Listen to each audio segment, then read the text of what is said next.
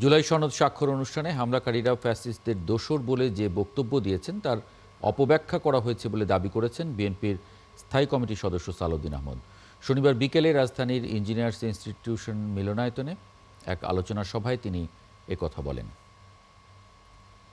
সালাউদ্দিন বলেন, শুক্রবারের ঘটনায় জুলাই যোদ্ধাদের কেউ জড়িত ছিলেন না, সেখানে আওয়ামী ফ্যাসিস্ট বাহিনী বিশৃঙ্খলা ঘটিয়েছে।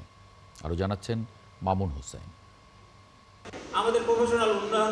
গণতান্ত্রিক উন্নত বাংলাদেশ বিনির্মাণে প্রকৌশলীদের ভূমিকা শীর্ষক আলোচনা সভার আয়োজন করে অ্যাসোসিয়েশন অব ইঞ্জিনিয়ার্স বাংলাদেশ অ্যাব।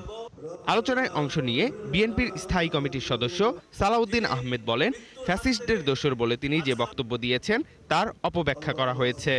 আমাদের বর্তমানে অপতথ্য ছড়ানোর অপব্যাখ্যা ছড়ানোর একটা বিশাল আমি টেন্ডেন্সি দেখি অনেকের মধ্যে।